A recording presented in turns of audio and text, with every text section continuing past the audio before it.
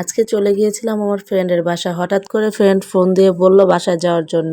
ওর ছাদে নাকি অনেক সুন্দর সুন্দর ফুল ফুটে আছে। কারণ ও জানে আমি অনেক ফুল পছন্দ করি। তাই তোর বাগানে আমাদেরকে ইনভাইট করলো যে আমাদের ছাদ বাগানটা একটু দেখে যাইস, খুব সুন্দর।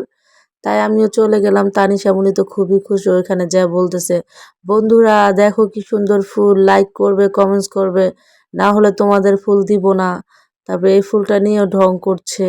তানিশামণি এত পাকা পাকা কথা বলে, আমার ওর কথা শুনলে শুধু হাসিই পায়। তারপরে বলতেছে, বন্ধুরা দেখো কি সুন্দর ফুল, তোমরা কখনো দেখেছো?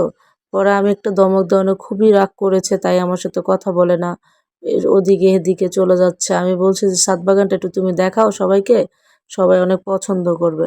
তানিশামণি তো দেখাবেই না, এই তো রাগ করে আছে। আমি বলতেছি, খালাম্মা একটু তাকান, তাকান প্লিজ খালাম্মা।